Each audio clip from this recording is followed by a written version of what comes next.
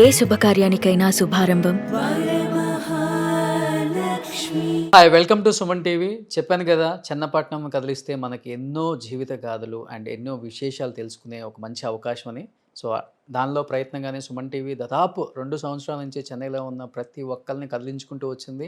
And 100 సంవత్సరాల హిస్టరీలో ఉన్న ఎంతోమంది actors and singers and choreographers, stunt directors, ఇలా చెప్పుకుంటూ పోతే ఎవరిని కదిలించలేదు అంటే అందరిని కదిలించామని చెప్పుకోవచ్చు. అండ్ మనం హైదరాబాద్లో షూటింగ్ చేసినప్పటికి కూడా చెన్నైలో చేస్తే ఆ కిక్కే వేరప్ప అంటారు కదా, నిజంగా ఇక్కడికి వస్తే ఆ హ్యాపీనెస్సే వేరుగా ఉంటుంది. ఇక్కడికి వచ్చినప్పుడల్లా కళామ తల్లి నిజంగా మనల్ని ఇస్తుంది అనిపిస్తుంది నాకైతే. అండ్ ప్రజెంట్ దానిలో భాగంగా శుభలేఖ సుధాకర్ గారు, ఎస్పి శైలజమ్మ ఇల్లు ఆల్రెడీ మీకు చూపించాను కాబట్టి ఒకసారి శుభలేఖ సుధాకర్ గారితో మాట్లాడదాం. ఈ 100 ఇయర్స్ చరిత్రలో ఆయన చరిత్ర ఎంత ఉంది, ఎంత కష్టపడి ఇండస్ట్రీకి వచ్చారు, అట్ ది సేమ్ టైం ఆయన సాధించిన అచీవ్మెంట్స్ ఏంటో ఆయన మాటలను తెలుసుకుందాం. సార్ నమస్కారం. నమస్తే రోషన్ జీ. ఎలా ఉన్నారు?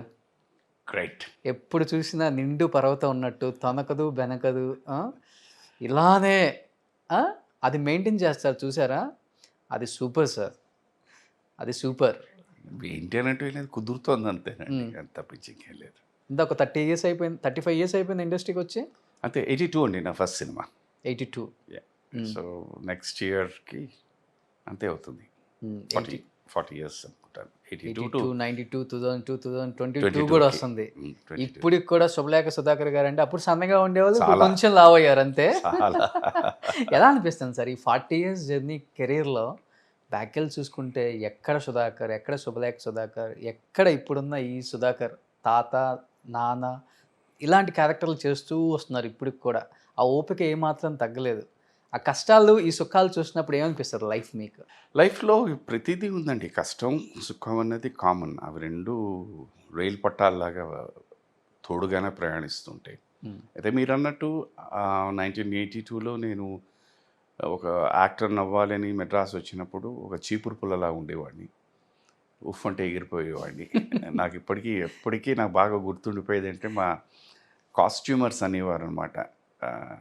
ఏమండి, ఒక ప్యాంటు చొక్కా మీకు తొడిగితే ఒక హ్యాంగర్ తొడిగినట్టు ఉంటుంది అని. సో అక్కడి నుంచి అలాగే ప్రయాణం. నేనంటే అంటే నా పర్సనాలిటీని తీసుకున్న తర్వాత అది మనసులో పెట్టుకుంటే ఇంతకాలం నేను అసలు ప్రయాణిస్తానా అన్నది ఒక పెద్ద క్వశ్చన్ మార్క్ కింద ఉండేది. బట్ అదృష్టవశాత్తు తల్లిదండ్రుల ఆశీస్సులు, గురువుల ఆశీస్సులు, అది వెళ్ళిపోయింది అలాగే.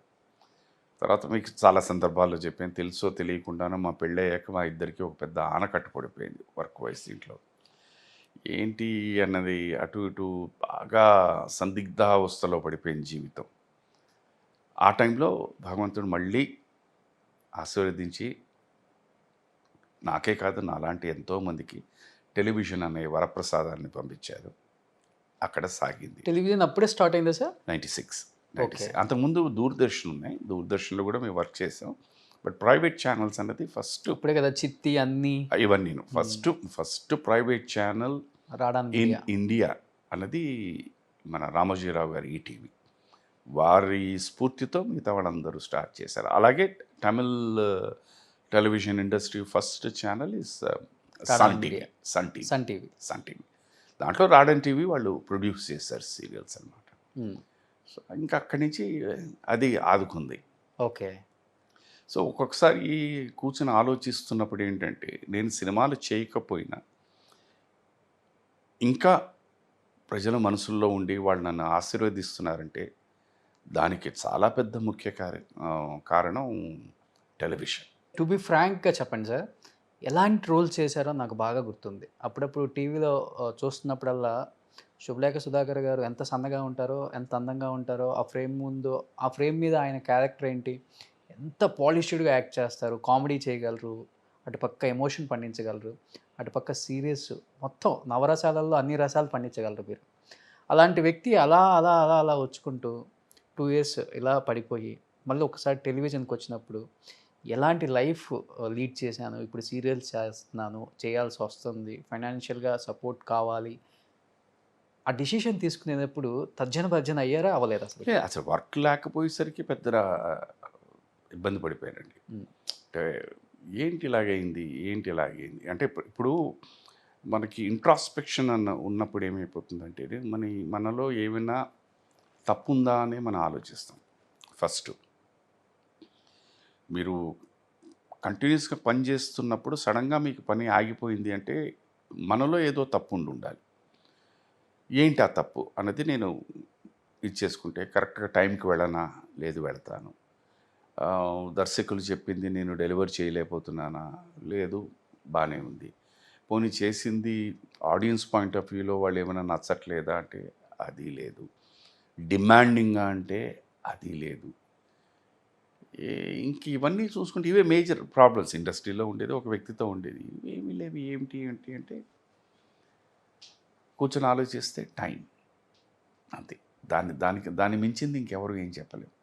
So it was a bad time అని ఒక పక్కన అన్నా కూడా నేను ఇప్పుడు పాజిటివ్గానే తీసుకుంటాను కనుక ఆ వర్క్ లేకపోవడం అన్నది నాకు శైలకి మధ్య ఒక స్ట్రాంగ్ బాండింగ్ పెరిగింది.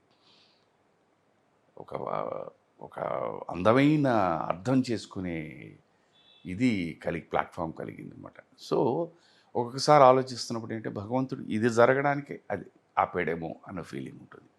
దాని తర్వాత మీరు అన్నట్టు టెలివిజన్ రావడంతో ఒకటి అయ్యో నేను టెలివిజన్లో యాక్ట్ చేస్తున్నానే అనే ఫీలింగ్ ఎప్పుడు రాలేదు. పని లేని వాడికి పని వచ్చింది.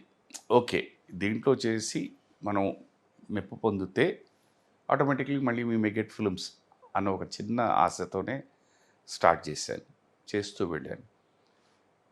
ఆ చేయడంలో ఆ ప్రయాణంలో ఏంటంటే అద్భుతమైన క్యారెక్టర్స్ పడ్డాయి. అవి బహుశా అవే సీరియల్స్ని సినిమాల కింద తీస్తే నాకు ఇచ్చేవారు కాదేమో. ఎందుకంటే మార్కెటబిలిటీ, సేలబిలిటీ ఇవన్నీ చూసుకుంటారన్నమాట, స్టేచర్ ఇవన్నీ. సో అక్కడ I may again be losing. But ఇక్కడ టెలివిజన్ దానికే అది లేదు.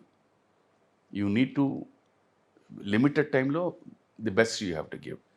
అది నాకు అడ్వాంటేజ్ అయింది. అది 7.5 years నాకు వర్క్ లేనప్పుడు నేను ఫస్ట్ ఎక్కడైతే తాజ్ కోరమండల్లో స్టార్ట్ చేశానో నా కెరియర్, వాళ్ళని వెళ్ళి పని అడిగాను. మళ్ళీ హోటల్కి వెళ్ళి అడిగాను, పని ఇవ్వండి సార్, నాకు పని లేదు. ఇది అప్పటికంటే పెళ్ళి కూడా అయింది కనుక ఇది నవ్వేశారు వాళ్ళు. నా క్లాస్మేట్స్ కొంతమంది ఓన్ బిజినెసెస్ చేస్తున్నారు. అది తెలుసుకుని వాళ్ళకి ఫోన్ చేశారు, ఏమైనా ఉంటే పని ఇవ్వండి అని. వాళ్ళు సరదా జోకింగ్గా నువ్వేం చేయగలుగుతావురా అన్నారు. అంటే నేను I will be a PRO for your company. I can be a driver cum PRO also. Driver అంటే మీరు ఎవరినైనా పికప్ చేయాలి అని అనుకుంటే నేను ఎయిర్పోర్ట్కి వెళ్తాను, బికాస్ ఆల్రెడీ సినిమాలు చేశాను కదా, కాస్త రికగ్నిషన్ ఉంటుంది అక్కడ ఎవరో. సో లోపలికి వెళ్ళి వాళ్ళని రిసీవ్ చేసుకోవడానికి రావడానికి కూడా హెల్ప్ అవుతుంది. ఆ విధంగా వాళ్ళు నవ్వేశారు వాళ్ళు. అప్పటికి ఎన్ని సినిమాలు చేస్తున్నారు సార్? ఉంటుందండి 90 సినిమాలు ఎంతో. 90 సినిమాలు చేసి డ్రైవర్ అయినా చేద్దామని ఫిక్స్ అయిపోయారు. అంటే ఏదో ఒకటి కావాలి కదండి. ఇప్పుడు ఒంటరిగా ఉండడం వేరు. ఇప్పుడు నేను when I came to Chennai, నేను తాజ్లో పనిచేసేటప్పుడు నేను ఒంటరిని. అప్పుడు 400 రూపాయలకి నేను పనిచేసేవాడిని. బట్ పెళ్ళైన తర్వాత బాధ్యత అన్నది పెరుగుతుంది. అది కాకుండా తను ఆల్రెడీ ఒక వెల్ ఎస్టాబ్లిష్డ్ ఫ్యామిలీ నుంచి, ఒక వెల్ ఎస్టాబ్లిష్డ్ పొజిషన్ నుంచి వచ్చిన అమ్మాయి. సో అది నాకు that was more bothering me. అయ్యో నన్ను చేసుకుని ఈ అమ్మాయి లైఫ్ ఇలా అయిపోయిందా అన్నది అది ఎక్కువ నన్ను బాగా లోపల అది ఒకటి దాన్ని కుదిపేసేదనమాట ఆ ఆలోచన. సో అందుకనే దానికోసమని ఏదో ఒకటి పని చేయాలి, ఎలా ఒకటి చేయాలి. ఇల్లు గడవాలి అంటే ఇంట్లో ఉన్న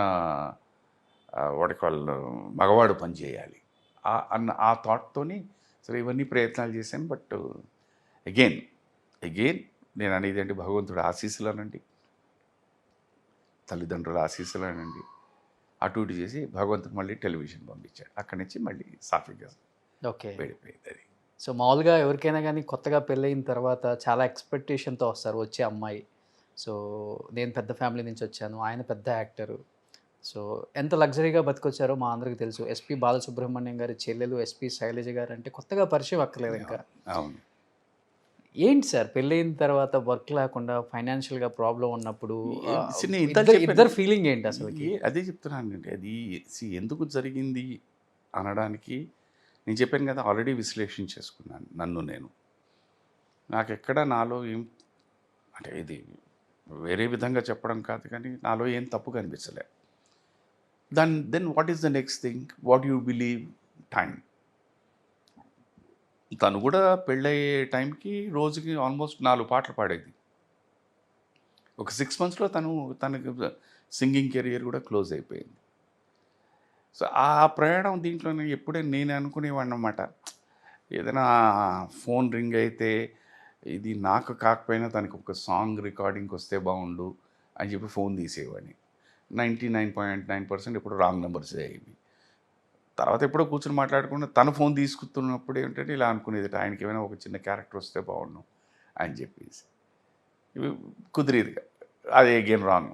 అలాగ వెళ్ళి ఎందుకో ఓ రోజు కూర్చుని ఇద్దరం మాట్లాడుకున్నప్పుడు నేను ఇలా అనుకునేవాడిని అంటే షీ వాజ్ సేయింగ్ దట్ నేను కూడా ఇలాగే అనుకునే దాన్ని అంటే. So that is where the understanding అనేది బాగా పెరిగింది మా ఇద్దరి మధ్య. బహుశా దానికోసమేమో ఓకే. అని నేను అనుకుంటాను. చెప్పాను కదా ప్రతిదీ పాజిటివ్గా తీసుకున్నామంటే ఏంటి, మనసుకి ఒక తెలియని ఒక శాంతి కలుగుతుంది, తెలియకుండా ఒక ధైర్యం వచ్చేస్తుంది. అదే నెగిటివ్గా ఆలోచించామనుకోండి ఇంకా అసలు మనసు పనిచేయదు, మైండ్ పనిచేయదు. ప్రతి చిన్న విషయానికి ఎక్కడికో వేరే థాట్ ప్రాసెస్కి వెళ్ళిపోతుంది అనమాట. లక్కీలీ అటుపక్క వెళ్లకుండా పాజిటివ్ సైడ్లో ఉండడం వల్ల ఆ బ్యాలెన్స్ ఆఫ్ లైఫ్లో కుదిరింది. ఓకే. అప్పటికి మీరు ఒక 90 మూవీస్ వర్క్ చేస్తున్నారు అండ్ శైలమ్మ కూడా మంచి సింగర్ అప్పటికి కూడా. ఈ ఈ ఈ బిట్వీన్ టైంలో పని లేని టైంలో సేవింగ్స్లో ఉన్న అకౌంట్లో డబ్బులు ఉన్నాయి, హెల్ప్ అవ్వలేదా మీకు? అంటే సేవింగ్స్లో ఉన్నవన్నీ ఏంటి ఉన్నవన్నీ ఒక కాలం వరకు అవి ఆదుకున్నాయి. ఎందుకంటే నేను ఒక చాట విన్నాను శైలమ్మ ఒక స్టేట్మెంట్లో, మా పరిస్థితి బాగాలేనప్పుడు అకౌంట్లో ఓన్లీ 500 రూపాయల కన్నా ఎక్కువ అదే లేదు చెప్తున్నాను. అని. ఇప్పుడు అదేమైపోతుందంటేనండి, దినచర్య ఖర్చులు ఉంటాయి, నెల నెల ఖర్చులు ఉంటాయి. సో మీరు సేవ్ చేసుకున్నది ఏంటి, ఒక 6 నెలల్లో 8 నెలల్లో సంవత్సరం వస్తుంది. దాని తర్వాత అక్కడ స్టాండ్ స్టిల్ అయిపోతుంది. ఎందుకంటే దాంట్లో డిపాజిట్స్ ఏమీ వెళ్ళటం లేదు, ఓన్లీ విత్డ్రాల్సే అవుతున్నాయి. As you keep withdrawing every month కూర్చొని తింటే కొండలైన తరగవు అంటారు అది. కదా. సో దాని తర్వాత ఏం చేస్తాం, మన దగ్గర ఉన్న ఏది చిన్న చిన్న ఎసెట్స్ లాంటివి ఏమైనా కార్లో లేకపోతే ఏదో అవి అమ్మడం మొదలు పెడతాం. అది మళ్ళీ కొంతకాలం మళ్ళీ ఆదుకుంటుంది. సో ఇలా జరిగిందనమాట. అట్ వన్ స్టేజ్ అన్నీ పోయినాయి, ఏమీ లేవు. కార్లు కూడా అమ్మేశారు. అన్నీ అమ్మేశాను. కార్లు ఐ హ్యాడ్ అబౌట్ 3 కార్స్ అమ్మేశాను. అండ్ తను వచ్చిన తర్వాత she was literally carrying, I didn't even have a car. దాని తర్వాత మళ్ళీ ఒక సెకండ్ హ్యాండ్ కార్ కొన్నాను. సో ఇవన్నీ జరిగాయండి. జరిగిన తర్వాత అప్పుడు ఒక్కొక్కసారి కళ్ళు మూసుకొని ఆలోచిస్తుంటే అబ్బా ఏంట్రా అనిపిస్తుంటుంది. బట్ అగైన్ కళ్ళు తెరుచుకుని ఓకే ఇది ఒక పరీక్ష, కమాన్ లెట్స్ గో. కష్టపడి కన్నా ఒక్కొక్క కార్ని 3 కార్లని అలా అమ్ముతున్నప్పుడు రియాక్షన్ ఏంటి సార్? ఏముందండి, రియాక్ట్ అవ్వడానికి ఏముందండి, న్యాచురలీ వచ్చిన భార్యను బాగా చూసుకోవాలి, అది మినిమం అండి. That is the minimum thing. అంటే మన భారతీయ సాంప్రదాయ ప్రకారం పెళ్లి చేసుకున్న తర్వాత అమ్మాయిని పోషించాలి, అది మినిమం బాధ్యత. సో మనం కొనుక్కున్న వస్తువులు ఒక్కొక్కటి వెళ్ళిపోతుంది అని అంటే లోపల ఎక్కడైనా బాధ ఉంటుంది. బట్ కంపేర్ చేసుకుంటే, త్రాసు వేసుకుని కంపేర్ చేసుకుంటే ఇక్కడ ఏ కష్టం లేకుండా ఉన్న దాంట్లో ఆవిడ పోషించడం కరెక్టా, అది ఉంచుకోవడం కరెక్టా ఆలోచిస్తే ఏంటి, పోషించడమే correct. So no problem, it's ఒక మంచికే వెళుతోంది అని అనుకుని వెళ్ళిపోయాం అనమాట, వదిలేసాం. అలాగే ఫైనాన్షియల్గా ఎంత ఇబ్బంది పడుతున్నారు కదా, అన్ని కార్లు కూడా అమ్మేసి కూడా. శైలమ్మ ఫ్యామిలీ గోల్డెన్ స్పూన్ అప్పటికి వాళ్ళ అన్నగారు, ఇటు మీరు ఫ్యామిలీ వెల్ సెటిల్డ్ ఫ్యామిలీ. మీ ఇంట్లో మీరు చెప్పడం కానీ ఆమె ఇంట్లో ఆమె చెప్పడం కానీ ఏం జరగలేదా సార్? లేదు, మీ ఇద్దరం ఒక సాలిడ్ అండర్స్టాండింగ్. కట్నం కూడా తెచ్చి ఉంటుంది కదా ఎంతో కొంత? లేదు, కట్నం తీసుకోలేదు, ఒక్క పైసా తీసుకోలేదు. ఓ, శైలమ్మ పెద్ద కట్నం మీకు, బాలుగారు అలా ఫిక్స్ చేశారా? ఆవిడేం లేదు అసలు. మా నాన్నగారు ఫస్ట్ ఈ ప్రసక్తి వచ్చినప్పుడే క్లియర్ కట్గా చెప్పేశారు. ఆయనే అసలు మా నాన్నగారు ఏమీ తీసుకోలేదు. సో అందుకనే దాని గురించి అసలు క్వశ్చన్ ఏమీ లేదండి, అసలు దాని గురించి ప్రసక్తి కానీ మాట్లాడద్దండి. మా ఇద్దరి మధ్య ఒక సాలిడ్ అండర్స్టాండింగ్ ఎక్కడ కుదిరిందంటే, ఒకసారి కూర్చొని మాట్లాడుకున్నప్పుడు మీరు అన్నట్టు ఇప్పుడు నేను అటుపక్క వెళ్ళినా తను అటుపక్క చెప్పినా హెల్ప్ వస్తుంది. ఎటు నేను మా నాన్నగారి తరఫున వెళ్ళి అడిగినా హెల్ప్ వస్తుంది. అయితే ఒక్కసారి మనం చేయి జార్చామంటే ఎవరి దగ్గరనో, ఇది నాకు తెలిసి ఏదైనా ఒక అలవాటే, ఇది కూడా ఒక అలవాటైపోతుంది. అందుకనే అది చేయకూడదు. కష్టమో నష్టమో దాన్ని భరించి అక్కడి నుంచి ఎలాగైనా బయటపడదాం అన్నది ఒక సాలిడ్ అండర్స్టాండింగ్కి వచ్చామన్నమాట. That is how we kept. అందుకని నేను ఇటుపక్క మా నాన్నగారి దగ్గరికి వెళ్ళలేదు, తను అటు వాళ్ళ అన్నయ్య గారు వాళ్ళ దగ్గరికి వెళ్ళలేదు. అది నిర్ణయం చేసుకున్నారు ఇద్దరు. ఏదైనా అలవాటేనండి. ఇప్పుడు ఇప్పుడు కొంతమంది అంటే జీవితంలో ప్రయాణిస్తున్నప్పుడు చాలా ఇలా అందరూ ఇప్పుడు నాలాగా నేనే కాదండి, నాలాగే ఎంతోమంది ఈ కష్టాలు చూశారు. బట్ దాని మీద ఏం చేశారు, ఎక్కడొక్కడ అప్పు చేయడం మొదలుపెట్టారు. ఫర్ ఎగ్జాంపుల్ రోషన్ గారి దగ్గర 100 రూపాయలు అప్పు తీసుకుంటాను, అది అయిపోయింది. రోషన్ గారికి ఏమో నేను వచ్చే నెల ఇస్తానని చెప్పి, ఇప్పుడు రోషన్ గారికి ఆ 100 రూపాయలు అప్పు తీర్చడానికి వారి దగ్గర 150 రూపాయలు అప్పు చేసేవారు. మీకు 100 తీర్చేవారు, మళ్ళీ ఆ 50 వాళ్ళ క్వశ్చన్. మళ్ళీ ఆయనకి తీర్చడానికి వీరి దగ్గరికి వెళ్ళి 200 రూపాయలు అప్పు చేసేవారు, 150. సో అదేమైపోయిందంటే 100 రూపాయలు అప్పు అన్నది అలా పెరుగుతూనే వచ్చింది, తరిగేది కాదు. వచ్చినా కూడా ఏదైనా కాస్త సంపాదించేదో వచ్చినా కూడా ఆయనే కదా తర చూసుకుందాలే అని ఇది ఖర్చు అయిపోయేది. ఇది నేను చూసి నేర్చుకున్నాను. అటుపక్క ఆ ఆలోచనకు కూడా వెడితే ఇలాగైపోతాం. అప్పిచ్చేవాడు ఎప్పుడూ ఉంటాడు, ఎందుకంటే వాళ్ళకి దానివల్ల వడ్డీ ఏదో కలిసి వస్తుందని చెప్పి. బట్ ఏమైపోతుందంటే రోజు రోజుకి ఇది వెళ్ళగా మీరు దాంట్లో ఆ ఊబిలో మునిగిపోతారు. అందుకని అటుపక్క వెళ్ళాలి. ఉన్న దీంట్లోనే ఇట్ ఈస్ మందేనే వాట్ ఎవర్ ఇట్ ఈస్ అనే దీని మీద వీ స్టార్టెడ్. ఓకే, తను నేర్పింది. ఇప్పుడు మన దగ్గర 10 రూపాయలు వచ్చిందంటే ఈ దీంట్లో నీకు ఎవరికి ఇదంటే ఒక అప్పటికి బాబు ₹1 బాబుకి, ₹1 మనకి, మన ₹1 అత్తయ్య మామలకి, ₹1 మన ఇంట్లో పనిచేసిన వాళ్ళకి, ఈవెన్ ఎమర్జెన్సీ ఫండ్స్ లాగా అలా అన్నీ పక్కన పెట్టేసి మిగిలింది ₹1 మిగిలేదు. ఈ రూపాయిలో మనం బతుకుదాం. ఓకే, ఇప్పటికి కూడా ఇప్పటికీ అది ఏదైనా మన సిస్టంలో అది ఎక్కాలి. అది వన్స్ మన సిస్టంలో ఇంజెక్ట్ అయిపోయింది అనుకోండి, యూ ఫాలో దట్. అంటే ఆ రూట్స్ గుర్తొస్తాయి కదా, ఎంత కష్టపడ్డది, మిడిల్లో ఎంత. అందుకనే దానివల్లే అందుకనే తను ఎప్పుడూ చెప్తుందనమాట. ఎప్పుడో ఒక ఇంటర్వ్యూలో కూడా చెప్పింది, డబ్బు ఏముందండి, వాళ్ళు వస్తే రేపు. బట్ మన అవసరానికి ఇవాళ వస్తుంది కానీ రేపు రాదు. మన అవసరానికి ఉండదు. అది మన అవసరానికి కావాల్సినప్పుడు అది మన చేతిలో ఉండదు. అది మన చేతిలో ఉండాలి అని అంటే వచ్చినప్పుడు దాన్ని జాగ్రత్త పరచాలి. Super. That is how she did. అందుకనే టోటల్గా నేను ఫైనాన్షియల్ దీని మీద ఏమన్నా తనకి ఇచ్చేస్తాను. What ever even finance minister, I give it to her. She manages it. Okay sir, అన్ని సినిమాలు చేసి, అన్ని సాంగ్స్ పాడి, ఆమె సంపాదించి, మీరు సంపాదించి, అన్ని కార్లు కొని, అంత లైఫ్ ఎంజాయ్ చేసి, ఒక్కసారిగా ఇలా పడిపోయి మళ్ళీ లేచేటప్పుడు ఉంటుంది చూసారా, దీనమ్మ జీవితం ఏం లైఫ్ రా, మళ్ళీ లేచి నిలబడ్డాం అన్న ఫీలింగ్ ఉంది వచ్చినప్పుడు. అలా కూర్చున్నప్పుడు ఏమనిపించింది సార్ అసలుకి? ఏ లేదండి, ఇప్పుడు అది అంటే ఒక మనిషి నిజంగా మనసు పెట్టి కష్టపడి మనం గట్టిగా ఈదితే మనం దాటేస్తాము అని ఒక నమ్మకం మనిషిలో కనుక కలిగిందంటే డెఫినెట్గా సాధించగలుగుతారు. వీఆర్ నథింగ్ అండి. నేను కానీ శైలజ కానీ వీఆర్ నథింగ్. అంటే నేను ఇప్పుడు చెప్పబోయే ఎగ్జాంపుల్ అమితాబ్ బచ్చన్ గారు. ఒకనప్పుడు ఆయన 1 crore ఇండస్ట్రీ అని చెప్పారు. అలాంటిది అంత సంపాదించి అంత పెద్ద పర్సనాలిటీ, అంత ఇది ఆయన మీద ఇన్వెస్ట్ చేసే వాళ్ళందరూ ఉండి ఒక కంపెనీ స్టార్ట్ చేసి మరి ఆయన బ్యాంక్రప్ట్ అయిపోయారు కదా, ఆల్మోస్ట్ ఇదైపోయారు. వారి ఆస్తి, వారి ఇల్లు కూడా జప్తు చేయాల్సిన పరిస్థితి వచ్చేటప్పుడు మళ్ళీ ఆయన ఏం చేశారు, బిజినెస్ మనకి పనికిరాదు, మనకు తెలిసిందల్లా ఒక యాక్టింగే అని చెప్పి ఆయన అందరినీ అడగడం, ఆయనతో పనిచేసి ఇదివరకు పనిచేసిన వాళ్ళందరితో అడగడం, వాళ్ళు ఆయన మళ్ళీ స్క్రిప్టులు రాయడం, మళ్ళీ ఆయన అక్కడి నుంచి పుంజుకోలే. అది ఎంత పెద్ద ఎగ్జాంపుల్ అండి. అంటే మన మీద మనకు నమ్మకం ఉండాలి ఫస్ట్. అది ఉంది అని అంటే you will definitely span of పీరియడ్లో ఎంత పైకి లేచి మళ్ళీ ఇలాంటి ఒక మంచి ఇల్లు కట్టుకొని ఏ అయితే కార్లు పోయినాయో అంతకన్నా మంచి కార్లు కొని ఇంత అంటే లైఫ్ని ఇంత బాగా లీడ్ చేస్తున్నప్పుడు అనిపిస్తుంది కదా. నేనండి అది ఇది నా గొప్పతనం లేకపోతే తన గొప్పతనం అని నేను అనండి. ఆ పై ఆయన ఆశీస్సులు ఉన్నాయి కనుక మళ్ళీ ఇలా జరిగాయి. ఈసారి ఏంటంటే జాగ్రత్త పడ్డాం.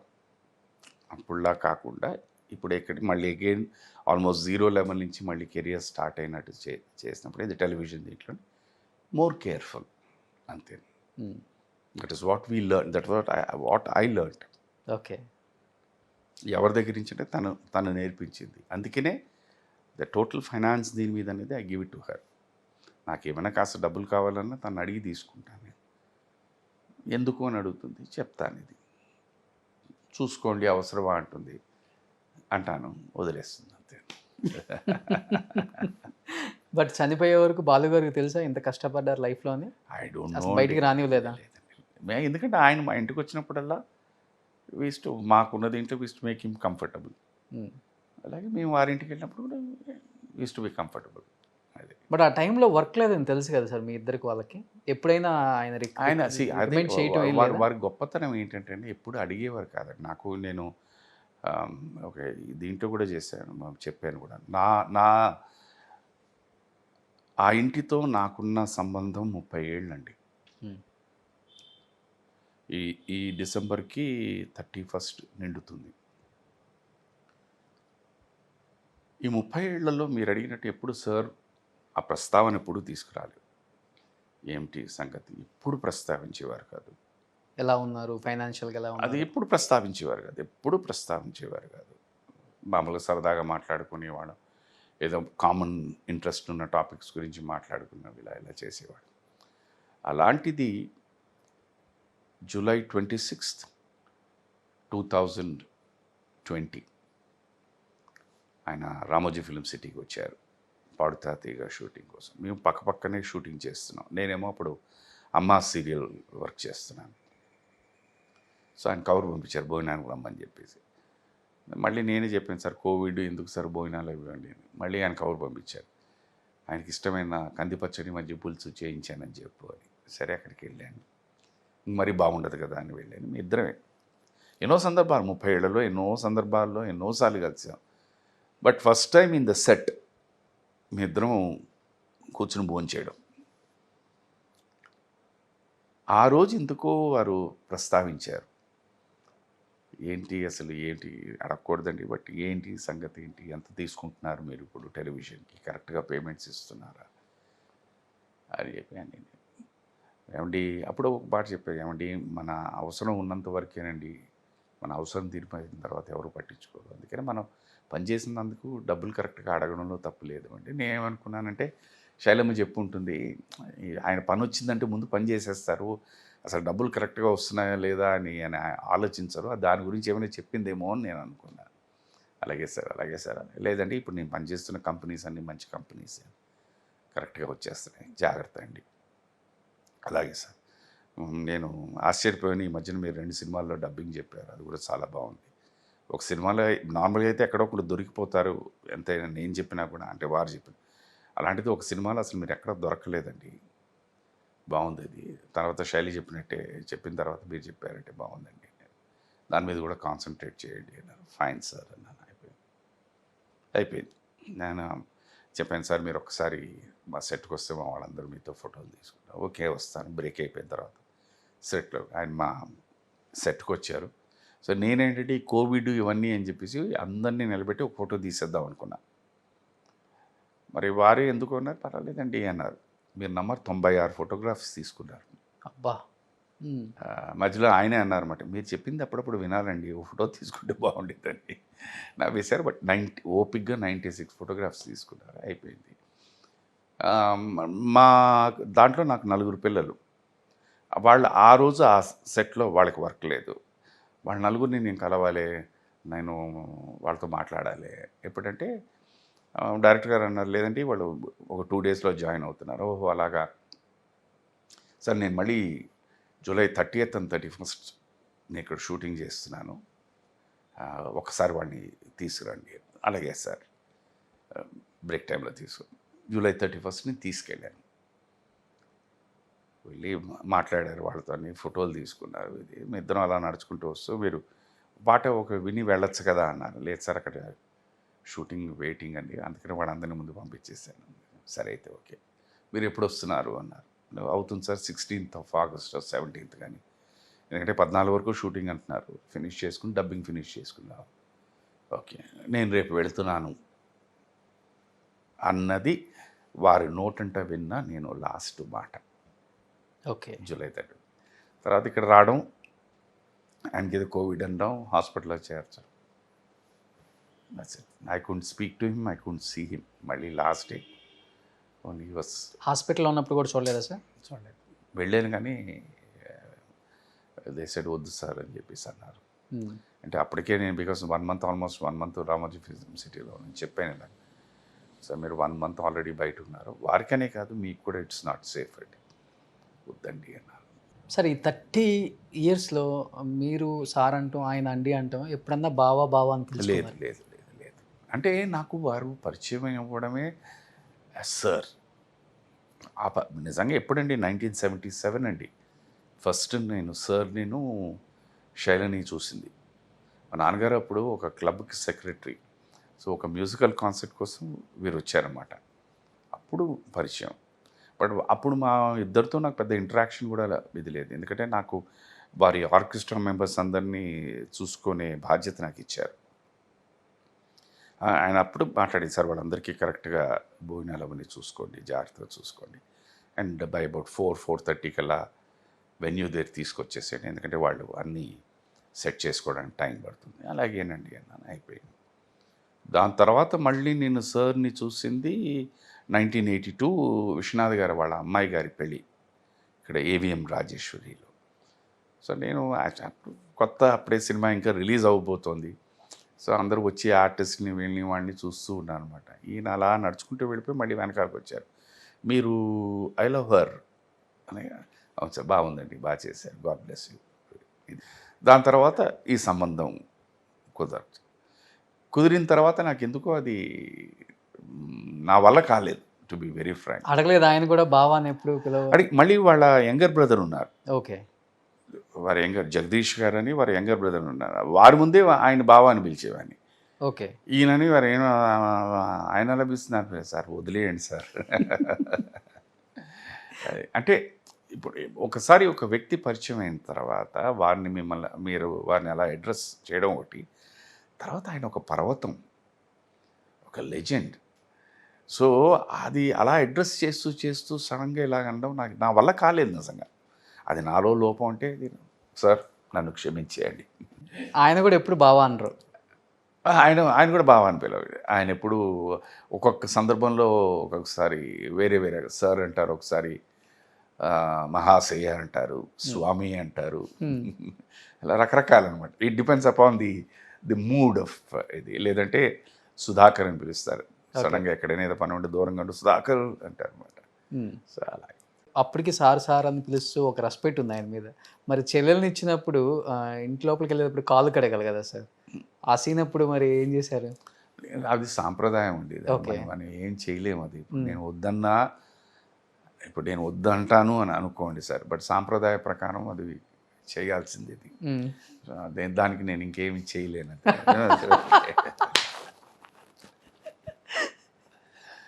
ఉంటుంది, ఆ డెలికసీ ఉంటుంది, but it's a part of the custom our this thing. అందుకనే బట్ మీ ఫ్రెండ్స్ దగ్గర డిస్కస్ చేశారంట కదా, ఈ 30 yearsలో నేను ఒక్కసారి కూడా ఆయన బావాన్ని పిలవలేకపోయాను, ఒకసారి పిలిస్తే బాగుండేది బతుకున్నప్పుడు.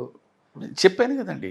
అది వాట్ హ్యాపెన్స్ ఇస్, మీరు ఒక వ్యక్తిని మీరు చూసి మీరు ఫస్టే మీరు ఆరాధించారు, when you look at him. దాని తర్వాత వెన్ ఐ వాజ్ 0, నేను వాడిని ఫస్ట్ 1977 అంటే అప్పుడే నా స్కూలింగ్ అయ్యి కాలేజీలో చేరిన ఫస్ట్ ఇయర్లో, అప్పుడు అలాగే సార్ అనేవాడు. దాని తర్వాత అటు ఇటు ఇటు ఇటు ఇటు వచ్చేసి ఇండస్ట్రీకి వచ్చిన తర్వాత సార్ అనే అడ్రస్ చేస్తూ కుదరలేదంటే నేను అకేషన్స్ ఉన్నా కూడా నా వల్ల కాలేదు అది. అంటే నేను వారిని ఎప్పుడు చూసినా I look at him as a legend more than my as Shaila's brother. ఇంట్లో ఎప్పుడు ఒక భార్య అన్నగా కనిపించలేదు మీకు. నాకు విజన్ లాగే కనపడ్డారు. He was always like that. He was always like that. మీతో చెప్పరు, శైలంతో చెప్తారు, నన్ను బావా అని పిలవట్లేదు. లేదండి, ఆయన ఒకసారి ఓపెన్గా నన్నే అడిగారు. ఉమ్, అడిగినప్పుడు సార్ నా వల్ల కావట్లేదండి, మీరు తప్పుగా భావించదు అని సెడ్ యువర్ కంఫర్ట్ అండి అని. That's it. దాని తర్వాత నాకు తెలిసి ఆ ప్రసక్తి మళ్ళీ ఎప్పుడూ రాలేదు. ఉమ్, మీరు ఎందుకలా పిలిచారు, ఎందుకలా పిలుస్తున్నారు, నేను చెప్పాను కదా ఒకసారి వారి ముందే వారి యంగర్ బ్రదర్ అలా పిలిచినప్పుడు అప్పుడు అడిగారు అన్నారు అన్నమాట. ఆడ పిలుస్తున్నావా నన్ను పిలవా? అదే అన్నారు. అన్నారు అంతేనా. యువర్ కంఫర్ట్ అండి. ఎస్ సార్, నిజంగా కోవిడ్ టైంలో, ఆ టైంలో మనల్ని కలిసిపోయి లేకపోతే వేరే వాళ్ళు వచ్చి కలిసి ఆటోమేటిక్గా ఆ టైంలో వేరే వాళ్ళకి వచ్చింది అంటే బికాజ్ ఆఫ్ యూ అని ఎక్కువ వచ్చింది. బాలుగారు చనిపోయిన తర్వాత కూడా ఎక్కువ ఆయన అలా వెళ్ళారు, ఈ సెట్కి వెళ్ళారు, ఆ సెట్కి వెళ్ళారు. నన్నే అడిగారు. శుభలేఖ సుధాకర్ గారి వల్లే వచ్చింది ఆయనకి. వల్లే అని కాదు, అంటే నన్ను చాలామంది అడిగారు ఏమయ్యా అలా చేసేవని. నాకు ముందు అర్థం కాలేదు, ఏమయ్యా అలా నేనేం చేశాను. తర్వాత ఎవరో చెప్పారు మాట ఇలాగా. ఒకసారి అడిగాను ఏం చేశాను సార్ నేనంటే, లేదు నువ్వు అక్కడ ఉండి నీకు ఫోన్ చేశారట కదా అని. అవును సార్ ఫోన్ చేశారు, అప్పుడు రావద్దు అని చెప్పచ్చు కదా అని. ఇప్పుడు సార్ ఆయన నన్ను అడిగింది ఏంటి, మీరు అక్కడ షూటింగ్ చేస్తున్నారని నాకు తెలుసు, వాట్ ఆర్ ది ప్రికాషన్స్ మీరు తీసుకుంటున్నారు అని అడిగారు. నేను చెప్పాను ఇదండి. మరి ఏంటంటే సార్ మాకు షూటింగ్ అంటే నేను సీన్ అయిపోయిన వెంటనే డ్రెస్ చేంజ్ చేసుకోవడానికి బయటికి వెళ్ళాలి, మళ్ళీ రావాలి. మీకు అలా ఉండదు కదండి. ఒకసారి సెట్లోకి వెళ్ళిపోతే మధ్యాహ్నం వరకు ఉంటారు, మళ్ళీ బ్రేక్ తర్వాత వస్తారు, మళ్ళీ వెళ్తారు, మళ్ళీ ప్యాకప్. సో మాకే ఇంత జాగ్రత్తలు తీసుకుంటున్నారంటే నేను అనుకునేది మీకు ఇంకా ఎక్కువ ఉంటుందండి. ఎందుకంటే ఇప్పుడు మేము షూట్ చేసిన సెట్ ఎదురుగుండానే ఇది శానిటైజేషన్ టనల్ పెట్టారు. సో ఎన్నిసార్లు మేము వెళ్ళినా ఎన్నిసార్లు వచ్చినా మీరు ఆ టనల్ ద్వారానే రావాలి. అండ్ యాజ్ షూటింగ్ చేసేటప్పుడు సడన్గా ఏదో సెట్ ప్రాపర్టీ కావాలనో లేకపోతే ఏదో గడికి పరిగెట్టడాలు ఎక్కువ ఉంటాయి. లైట్లు తీసుకురావాలి, లైట్లు పెట్టుకోలేము కదా, బయట పెడతాం మనం ఆ టైం కావాల్సినప్పుడు లైట్. సో ఇవన్నీ ఉన్నప్పుడు మీకు అలాగ ఉండదు, ఫిక్స్డ్ లైటింగ్, మార్పులు చేర్పులు ఉండవు, షార్ట్కి మార్చరు, it's fixed. So I'm sure that they will take definitely all precautions అండి అన్నారు. అదేనండి రమ్మంటున్నారు, so I just wanted to check with you అన్నారు. వచ్చారు, ఇది జరిగింది. నిజంగా చెప్తున్నా, నా మనసులో నేను ఈ ప్రపంచాన్ని వదిలేసి వెళ్ళిపోయే వరకు నాలో అది ఎప్పుడు ఇంకా నేను మరవలేని ఒక బ్లాక్ మార్క్ అనండి నా మీద, తప్పనండి, అది అలా ఉండిపోతుంది. ఫ్యామిలీ బయట పడ్డారా సార్ ఆయన లేని లోటు? ఇంకా అది ఎప్పుడు ఉంటూనే ఉంటుందండి అది. బికాస్ ఇప్పుడు నాకు కానీ శైలకు కానీ సడన్గా మేము ఏదైనా ఇలా అనుకుని ఏదైనా ఒక చిన్న సందిగ్ధ అవస్థలో పడ్డాం అనుకోండి, ఏం చేయాలి అన్నప్పుడు ఒకసారి అప్పుడు చెప్పేమన్నాను, అన్నతో మాట్లాడదాం, ఒకసారి అన్నకు చెప్తాం, ఆయన ఏమంటారో చూడు. సరే నేను ఇలాగా కలుస్తున్నాను అన్నని మన దీనికి ఎక్కడికో ఈ ప్రోగ్రాంలో ఎక్కడికో. సరే అప్పుడు టైం తీసుకుని మాట్లాడు చెప్పేవారు, ఆయన సజెషన్ ఇచ్చేవారు. Okay then fine. ఆయన ఇచ్చే సజెషన్ కూడా 99.9% అంటే మేము చెప్పేవాళ్ళం కదా ఇది తీసుకున్నాను. ఇట్ యూస్ టు మ్యాచ్ మీ ఇద్దరం తీసుకున్న డెసిషన్కి. ఓకే రైట్, సరే మనం ఆల్రెడీ ఇది అనుకున్నాం, అన్న కూడా చెప్పారు కదా. అది ఇవాళ మాకు అలాంటిది ఏమైనా ఒక సందిగ్ధ అవస్థలో ఉన్నప్పుడు మేము ఏమైనా డెసిషన్ తీసుకోవాలి అంటే ఆ అండ మాకు లేరు. అది సో అది ప్లస్సా మైనస్సా అన్నది ఇంకా మా మీదే పడిపోయింది అనమాట. We have to take it and bear it. అది తలుచుకున్నప్పుడు కొంచెం అయ్యో అనిపిస్తుంటుంది. ఆల్మోస్ట్ 1 year అయిపోతుంది కదా సార్? 1 year అయిపోయిందండి, ఇంటికి గడిచిపోయింది 1 year. సార్ అలాంటి అంటే there are so many talented people, ఇవన్నీ కాదండి. బట్ అంత మంచి మనిషిని నేను ఎందుకన్నానంటే చాలామంది చాలా సందర్భాల్లో నేను అక్కడ ఉన్నాను, చాలా సందర్భాలు పరోక్షంగా కూడా విన్నాను నేను. సో ప్రతిసారి వారిని కలవడానికి వెళ్ళేటప్పుడు, కొత్తగా కలవడానికి వెళ్ళేటప్పుడు అందరూ సింగర్ ఎస్పీబీ గారిని కలుస్తున్నాం అన్న ఒక మనసులో ఒక ఉద్దేశంతో వెళ్తారు. వారితో ఒక 10 నిమిషాలు ఇంటరాక్ట్ అయిన తర్వాత అది తెలియకుండా వారు ఎస్పీబీ సింగర్ని కలుస్తున్నాం అనేది పక్కకి వెళ్ళిపోతుందని, వెళ్ళిపోయి ఒక మంచి వ్యక్తిని కలుస్తున్నామే, ఒక మంచి వ్యక్తితో మనం ఇంటరాక్ట్ అవుతున్నామే అన్న భావంతోనే బయటకు వస్తారు. ఇది ఒక సందర్భం, 2 సందర్భం, అనేక సందర్భాల్లో జరిగింది. సో ఒక కెరటాన్ని కోల్పోయాం. 100%. అంటే ఆయన అమరజీవి. ఎందుకంటే ఒక ఇవాళ ఉన్న టెక్నాలజీ వల్ల ఆయన అమరజీవి అయిపోయారు. ఇప్పుడు ఘంటసాల మాస్టర్ గారి గురించి మాట్లాడితే వారి పాటలే మనకి తెలుసు. వారు మాట్లాడిన సందర్భాలు 2, 3 ఉన్నాయి. అవే అక్కడక్కడ మనకు వినిపిస్తాయి. వారి రూపం లేదు, ఓన్లీ ఫోటోగ్రాఫ్స్ ఘంటసాల మాస్టర్ గారు. బట్ ఈయన అలా కాదు. వారి పాటతో పాటు వారి మాట ఉంది, వారి రూపం ఉంది, వారి గొంతు మనం వింటూనే ఉన్నాం. యాజ్ అ సింగర్గా ఆయన ఎంతోమందిని అభిమానాన్ని సంపాదించుకున్నారు. బట్ అంతకన్నా రెట్టింపు ఆయన మాట ద్వారా సంపాదించుకున్నారు. అది త్రూ పాడుతా తీయగా. చాలామంది అంటున్నారు ఆయన పాట ఎంత తీయగా ఉంటుందో మాట కూడా అంత తీయగా ఉంటుంది. దట్ ఈస్ సార్ ఆయనకి ఎంతో ఇష్టమైన షో పాడుతా తీయగా. దాని ద్వారా ఎంతోమంది టాలెంట్ హంట్స్ని కూడా బయటికి తీసుకొచ్చారు. ఎంతోమంది సింగర్స్ అయ్యారు. ఆయన ఇన్స్పిరేషన్ తీసుకొని సింగర్స్ అయిన వాళ్ళు కూడా చాలామంది ఉన్నారు. మీకు తెలిసినంత వరకు మీ ఫ్యామిలీలో 2 సింగర్స్ ఉన్నారు, ఎస్పి చరణ్ గారు, ఎస్పి శైలజమ్మ. మళ్ళీ వాళ్ళు ఇనిషియేట్ తీసుకొని ఆయన కుర్చీలో కూర్చొని ఆయన అసలు మర్చిపోలేదు, మేము మర్చిపోము, అలాంటి సింగర్ ఆడ ఉంది, ఈ ప్రోగ్రామ్ చేస్తున్నారు, ఆ ఫ్యామిలీ లెగసీ కంటిన్యూ అవ్వాలి ఇక్కడ అంటే వీళ్ళిద్దరిలో ఎవరు చేస్తే బెస్ట్ అంటారు మీరు? అది యాజమానానికి వదిలేసేవాడి. ఐ థింక్ చరణ్ గారు ఈజ్ డూయింగ్ ఇట్ అనుకుంటున్నాను.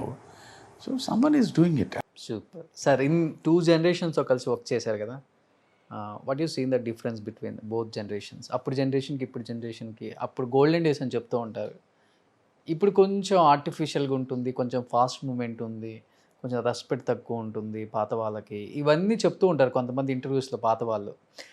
మీకేం అర్థమైంది, మీరేం అర్థం చేసుకున్నారు? ఇప్పుడు మీరు కూడా జూనియర్ ఎన్టీఆర్తో చేశారు, నితిన్తో చేశారు, అందరితో వర్క్ చేసుకుంటూ వచ్చారు ఇప్పుడున్న జనరేషన్తో. రెస్పెక్ట్ అన్నదండి నాకు తెలిసి జనరల్గా అందరి దగ్గర ఉంటుంది. బట్ వీటితో పాటు ఏంటంటే మనం ప్రవర్తించే విధం కూడా ఒకటి ఉంటుంది. ఎస్, కొన్ని మనం ఆలోచించాల్సిందే, యాక్సెప్ట్ చేయాల్సిన విషయాలు ఏంటంటే, ఇప్పుడు నేనే ఉన్నాను, ఒక సుధాకర్ని, ఎక్కడో వచ్చాను, ఒకనప్పుడు ఒక కాలంలో హీరోకి ఫ్రెండ్, సపోర్టింగ్ రోల్స్, లేకపోతే హీరోయిన్ బ్రదర్, ఇది ప్రయాణించాను. కాలం మారింది, నాకు వయసు వచ్చింది. సో ఇవాళ ఒక యంగ్ హీరోకి నేను ఫ్రెండ్గా నన్ను యాక్సెప్ట్ చేస్తారా లేదని పక్కన పెడితే, ముందు ఆలోచించి రాసిన వాళ్ళు కూడా నేను వద్దనుకుంటారు. సో ఇమీడియట్గా ఏమైపోతుంది, తండ్రి పాత్రలు లేకపోతే అన్నయ్య పాత్రలు ఇక్కడికి వెళ్ళిపోతాం అనమాట. So as this goes down automatically ఏమైపోతుందంటే ఆ బంచ్ ఆఫ్ యాక్టర్స్లో వర్క్ చేసినప్పుడు ఆటోమేటిక్లీ హీరో ఫ్రెండ్స్ వచ్చేటప్పుడు కొత్త వాళ్ళు వచ్చేస్తారు. they are the artists who are in demand. So automatically it goes down. ముందు వాళ్ళు బిజీగా ఉంటే వాళ్ళు వర్క్ చేసే పంపిస్తారు. ఇది ఒకానప్పుడు నేను పనిచేసినప్పుడు కూడా అదే జరిగింది. నేను ఒకానప్పుడు న్యూ కమర్, రానున్న కాలంలో I'm an old senior man. Again tomorrow ఇప్పుడు వాళ్ళు వస్తున్న వాళ్ళు they become senior. Okay. So ఇదేమైపోతుందంటే ఈ డిమాండ్ అండ్ సప్లై దీంట్లోని ఆ పీరియడ్ ఉన్నప్పుడు అంటే ఆటోమేటిక్లీ వాళ్ళ వర్క్ ఫినిష్ చేసి పంపించాలి, అది జరుగుతుంటుంది. So accept it and go అండి. ఎందుకు చెయ్యాలి అని ఎందుకు అనే ఒక ప్రశ్న వచ్చిందనుకోండి, దానికి సమాధానం లేదు. ఇప్పుడు if you go back to black and white ఎరాకి వెళ్ళిపోతే, ఆ రోజుల్లో అంతా స్టూడియోలోని ఫ్లోర్స్లోని షూటింగ్. అవును. సో 8:45కి బెల్ కొట్టేవారట. అందరూ ఆర్టిస్టులు కానీ టెక్నీషియన్స్ కానీ సంబంధించిన వాళ్ళందరూ లోపలికి వెళ్ళిపోవాలి. బయట నుంచి లాక్ చేసేవారు. బయట నుంచి ఎందుకు లాక్ చేశారు అంటే వాళ్ళందరూ బయటకు వచ్చేస్తారని కాదు, పొరపాటున బయట నుంచి ఎవరు డోర్ ఓపెన్ చేసి వెళ్ళిపోకూడదు. ఎందుకంటే అప్పుడు అన్నీ లైవ్ రికార్డింగ్స్, లైవ్ షూట్ ఇది. సో పొరపాటు ఏదైనా సౌండ్ వచ్చిందనుకోండి, అది టోటల్ షార్ట్ వేస్ట్ అవుతుందని చెప్పి తాళం వేసేవారు. మళ్ళీ బ్రేక్ టైంకి ఓపెన్ చేసి మళ్ళీ బ్రేక్. సో ఆ కాలంలో ఏంటి, ఆర్టిస్టులు కానీ టెక్నీషియన్స్ కానీ కూడా మంచినీళ్ళు కూడా చాలా తక్కువ తాగేవారు. ఎందుకు? మంచినీళ్ళు ఎక్కువ తాగితే మనం వాష్రూమ్కి వెళ్ళాలి, మన వల్ల 10 నిమిషాలు 5 నిమిషాలు వేస్ట్ అవుతుంది అని చెప్పేసి అందుకని మంచినీళ్ళు తక్కువ తాగేవారు, బ్రేక్ టైంలో వెళ్ళేవారు. ఆ రోజుల నుంచి మా దగ్గరికి వచ్చేసరికి మారింది. అవుట్డోర్ యూనిట్స్ మీరు ఎప్పుడు కావాలంటే కూడా, లేకపోతే ఏదో ఇళ్లల్లో షూటింగ్ చేస్తాం, రెస్ట్ రూమ్స్ ఉండేవి, వెళ్ళేవారు. ఆ కాలం నుంచి ఇవాళ చూస్తే క్యారవాన్. సో ఈ మార్పు అనేది వస్తూనే ఉందండి. కంఫర్ట్ జోన్ పెరుగుతోంది, దాన్ని మనం యాక్సెప్ట్ చేయాలి. ఓకే. కంఫర్ట్ జోన్ పెరుగుతున్నప్పుడు థింగ్స్ చేంజ్. ఇదివరకు ఏంటంటేను పాత రోజుల్లో అంటే it is the just sheer judgement of the eye and the mind, ఇది ఓకే నాట్ ఓకే అని.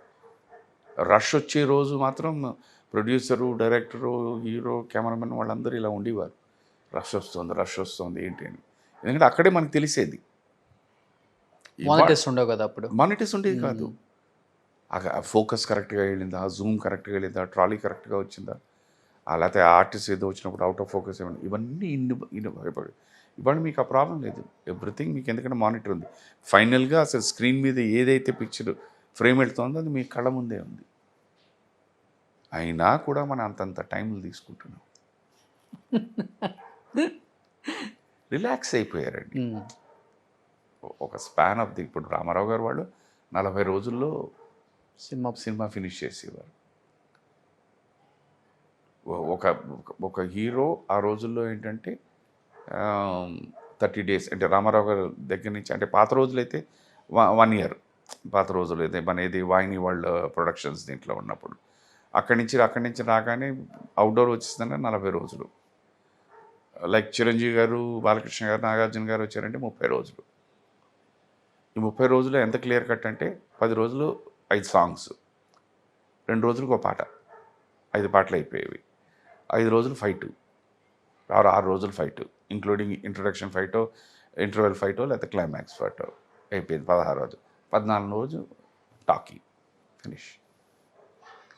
ఇప్పుడు మరి ఒక్కొక్క పాటే 15 రోజులు చేస్తున్నారు. ఏమనంటే జనరేషన్ చేంజ్ అంటున్నారు.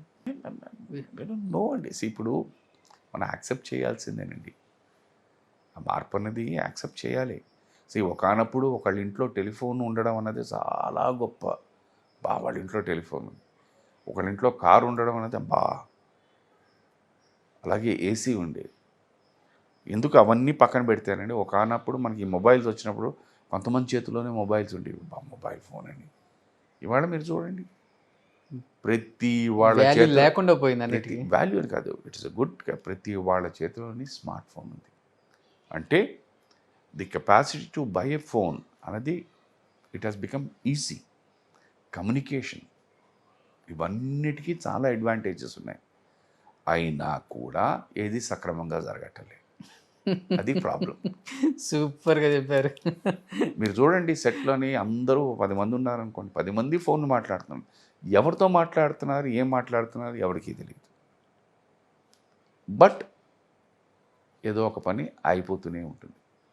నీకు చెప్పానని నువ్వు చెప్పానని ఇతను చెప్పానని పని జరగదు, అది ప్రాబ్లం. సూపర్, అదొక్కటే problem. Okay. So last and ఫైనల్గా శుభలేఖ సుధాకర్ గారు, సో ఒక యాక్టర్గా మీరు తెరిచిన పుస్తకం అండ్ కొత్తగా చెప్పాల్సిన అవసరం లేదు. మీ లైఫ్ జర్నీ అలా ఇప్పుడు జనరేషన్కి కూడా అందరికీ తెలిసిందే. అండ్ యాజ్ ఎ డబ్బింగ్ ఆర్టిస్ట్గా చాలా తక్కువ మందికే తెలుసు, అది ఈ మధ్య కాలంలో తెలుసు. అది కూడా నేనే బయటికి రివీల్ చేశాను ఒక ఇంటర్వ్యూలో.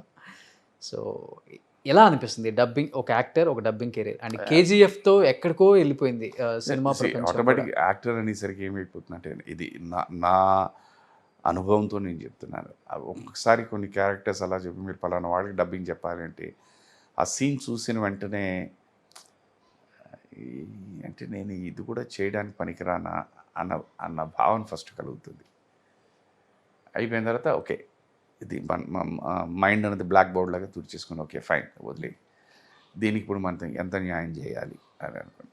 సో దాన్ని ఏమైపోతుందంటే ఎప్పుడైతే నేను తెర మీద ఆ క్యారెక్టర్ నేను చూస్తున్నప్పుడు వారు చెప్పే డైలాగ్ ఏదైనా ఉంటే ఇది నేనుగా చేస్తే ఎలా ఉండేది అని ఆలోచించి ఆ మాడ్యులేషన్ చూసుకుంటా. బట్ అది సింక్ అవ్వదు, ఎందుకంటే నా టైమింగ్ వేరేగా ఉంటుంది, అక్కడ స్క్రీన్ మీద. సో ఆ దీంతో నన్ను నేను కోల్పోకుండా అక్కడ ఉన్న టైమింగ్స్తో దాన్ని యాడ్ చేయడం జరుగుతుందన్నమాట. ఓకే. కేజీఎఫ్లో డబ్బింగ్ చెప్పిన ప్రతి టెక్నీషియన్ కూడా మంచి పేరు వచ్చింది బయట. అండ్ ముఖ్యంగా కేజీఎఫ్లో మీ వాయిస్ ఉంటుంది, కుదిరిందండి అది. ఎవరికి తెలియదు సార్. అది శుభలేఖ సుధాకర్ గారు చెప్పారా అనేది ఎవరికి తెలియదు. ఇప్పుడు కొన్ని కుదురుతాయండి. ఇప్పుడు మీరే అన్నారు, మీకు తెలిసిందే, అంతకుముందు ఎన్నో సినిమాల్లో నేను డబ్బింగ్ చెప్పాను, బట్ ఎక్కడ వర్కౌట్ అవ్వలేదు. అక్కడ కేజీఎఫ్ అనే సినిమాకి వాళ్ళందరూ వాయిస్ ఈజ్ అ ప్లస్ అని అంటున్నారు. వాయిస్ సినిమా ఈజ్ విజువల్ అండి. ఫస్ట్ అండ్ ఫార్మోస్ట్ ఆ విజువల్ని మిమ్మల్ని ఆకర్షించేసింది అనుకోండి, దాని తర్వాత అన్నీ వర్కౌట్ అవుతాయి. దీనికి సింపుల్ ఇంకో చిన్న కంపారిజన్ దీని మీద చెప్పాలండి. శివ కూడా అందరూ సౌండ్ గురించి మాట్లాడతారు. ఎందుకు సౌండ్ గురించి మాట్లాడతారు? ఆ విజువల్ ఇంపాక్ట్ అంత ఉంది కనుక ఈ సౌండ్ యాడ్ అయింది. సో అది ఎప్పుడైతే ఒక తెర మీద ఒక సినిమా చూసేటప్పుడు ఏంటంటే ఆ చూసే ప్రేక్షకుడిని అలా పట్టేస్తుంది. ఆ పట్టేసిన తర్వాత ఏంటంటే ఆ తెర అతన్ని ఈ గ్రిప్లో పెట్టుకుంటుంది. ఆ ఈ గ్రిప్లో పెట్టుకునేసరికి అప్పుడు మిగతావన్నీ టక్ టక్ టక్కన ఎక్కుతాయి అన్నమాట. అది సౌండ్ అనండి, డైలాగ్ అనండి, సాంగ్ అనండి, ఫైట్ అనండి. అది సో కేజీఎఫ్కి వచ్చేసరికి ఏంటంటే ఇది మొగస్తుతి కాదు. నా దృష్టిలో ఏంటంటే that visual was so beautiful. అంత ఇంపాక్ట్ ఉన్న దానికి ఇవన్నీ యాడ్ అయ్యాయి. డైలాగ్ కానీ, వాయిస్ కానీ, ఇవన్నీ అంతే. సాహోక్ కూడా చెప్పారు కదా. సాహోక్ కూడా చెప్పాను సార్ మా అందరి కోసం అవి మర్చిపోయానండి. కేజీఎఫ్లో డైలాగ్ ఒక్కసారి. కేజీఎఫ్లో శుభలేఖ సుధాకర్ గారికి మర్చిపోయిన పదం రాదు. లేదు అలా కాదు, అంటే దాంట్లో అందరికీ బాగా నచ్చిన డైలాగ్ ఇది. మన దెబ్బతిన్న పులి శ్వాస గర్జన కన్నా భయంకరంగా ఉంటుంది అంటాడు. సో అది దీని మీద అనేసరికి ఇమీడియట్గా ఆ విజువల్ అక్కడికి వచ్చి హీరోని ఇంట్రడ్యూస్ చేసిన కొట్టడం ఏదో చేస్తాడు. సో ఇలాంటివి వర్కౌట్ అయిపోయినండి బాగా. కేజీఎఫ్ 2 కూడా చెప్పారా? లేదండి, KGF 2 I don't know whether మరి సార్ దాంట్లో ఉన్నారా లేదో తెలియదు, అనంతనాగ్ సార్ ఉన్నారా లేదా నాకు తెలియదు. బట్ ఇప్పటిదాకా నాకు ఏ పిలుపు రాలేదు. ఇంకా రాలేదు. సాహోలో ఒక్క లైన్ అయ్యో గుర్తులేవు. ఒకే ఒక లైన్. నిజం ఇది మొగస్తుతి కాదు. I don't remember. Last time కూడా మీరు ఇదే అడిగారు. అక్కడ ఏంటంటే మనం ఆన్లైన్లో ఉన్నాం కానీ కొంచెం టైం తీసుకుని చెప్పాను, నాకు ఇప్పుడు గుర్తు రావట్లేదు అది. ఇట్ వర్క్స్ అవుట్ అండి ఒక్కొక్కసారి. ఇప్పుడు దాని తర్వాత నేను ఎన్నో ట్రైలర్స్కి, ఫిల్మ్ బిగినింగ్ ట్రైలర్స్కి వాళ్ళందరూ అడిగారు అన్నమాట. అది చెప్పడం జరిగింది. అలాగే అర్ధశతాబ్దం నేను చేసిన సినిమా, దానికి కూడా ట్రైలర్ ఇది వర్క్డ్ అవుట్ అంతేనండి, అంతేనే. అది ఒకసారి ఏంటంటే ఒకసారి ఒకళ్ళకి భలే బాగుంది అంటే అది వెళ్ళిపోతూ ఉంటుంది. అది మళ్ళీ అబ్బా చాలరా అనే వరకు అన్నమాట అది. సో నిజంగా చాలా థ్యాంక్స్ సార్. ఒక ఆర్టిస్ట్గా మన్నించండి, మీరు డబ్బింగ్ డైలాగ్స్ అడిగారు. ఒక డబ్బింగ్ ఆర్టిస్ట్గా అండ్ ఇప్పటికి కూడా ఇండస్ట్రీలో అండ్ వెనకడుకు వేయకుండా ఎప్పుడు ఒకేలాగా నిలబడ్డ ఒకే ఒక ఆర్టిస్ట్ అంటే తెలుగులో తక్కువ మీ పేరు గుర్తొస్తుంది. ఆ ఫ్యామిలీ నుంచి నేర్చుకున్న ఎన్నో ఎథిక్స్ మీరు ఫాలో అవుతారు సార్, అందుకనే బాగా ఇష్టం మీరంటే అందరికి కూడా. ఇలా అలా అని కాదండి, ఇక్కడ ఇది దగ్గర మొగస్తుతి కాదు, కానీ నేను జస్ట్ ఒక శుభలేఖ సుధాకర్, ఓన్లీ ఒక Subhalekha Sudhakar, not related to SP Shailaja or not connected to SP sir's family అయితే నా గురించి పెద్దగా పట్టించుకునేవారు ఉండరండి. ఎందుకంటే నాలాగే ఎంతోమంది వచ్చారండి, నాతో పాటు ఎంతోమంది వచ్చారు. పాపం కొంతమంది ఈ ప్రపంచంలో లేరు, కొంతమంది ఎక్కడున్నారో కూడా తెలియదు. ఓకే. నాకు తెలుసో తెలియకుండానో అది భగవంతుడిచ్చిన ఒక చిన్న అదృష్టం ఏంటంటే ఎస్పి శైలజ నా అర్థాంగిగా రావడం, ఆవిడ ఎస్పిబి గారి చెల్లెలు అవ్వడం. ఇది ఫ్యాక్ట్. ఇది నేను అబద్ధం చెప్పట్లే. That is what is so అది ఎప్పుడైతే ఇది ఉంది అనేసరికి తెలుసో తెలియకుండానో నాకు ఇంకా బాధ్యత ఎక్కువ. ఎస్. ఒకటి, as a husband SP Shailaja గారి పేరు పాడు చేయకూడదు. అలాగే as a brother in law SPB గారి పేరు పాడు చేయకూడదు. So that's an added responsibility. That is making me go. అది చెప్పాను, ఇందాలే చెప్పాను, ఏదైనా ఒకసారి అలవాటు అయిపోతే ఇంకంతే. You travel in that manner. That is how I'm doing. Super sir, super. నిజంగా thank you so much. Thank you Roshan గారు. Advance wish you happy Dasara me family members అందరికి కూడా. Thank you very much. Thank you. And ప్రేక్షకులందరికీ నా తరఫున ముందుగా దసరా శుభాకాంక్షలు, దీపావళి శుభాకాంక్షలు. అలాగే మీరందరూ మనస్ఫూర్తిగా నన్ను క్షమించాలి. ఎందుకంటే రోషన్ గారు అడిగారు శైలమను కూడా పక్కన ఇంటర్వ్యూకి ఉంటే బాగుంటుందని. బట్ కారణాల వల్ల అది కూడా నేను చెప్తున్నాను. తను ఉన్న మనస్తత్వం, ఇప్పుడున్న మానసిక సంఘర్షణ దీంట్లోని, ఎస్పెషలీ వారి అన్నయ్య గారు కాలం చేసిన తర్వాత నన్ను రిక్వెస్ట్ చేసిన ఒకే ఒక్క విషయం ఏంటంటే ఇంటర్వ్యూలకి వాటికి కాస్త నన్ను ఇబ్బంది పెట్టద్దు అని. ఒక భర్తగా తన మాటను నేను గౌరవించాలి. అందుకనే తను ఈ ఇంటర్వ్యూ లేదు. రోషన్ గారు, అయ్యో ప్లీజ్, మనస్ఫూర్తిగా మీరు కూడా నన్ను క్షమించాలి. అయ్యో ప్లీజ్ సార్. ప్రేక్షకులు కూడా మీరు కూడా నన్ను క్షమించండి. గాడ్ బ్లెస్ యూ ఆల్ అండి. Have a great time. నమస్కారం. Thank you sir. Thank you.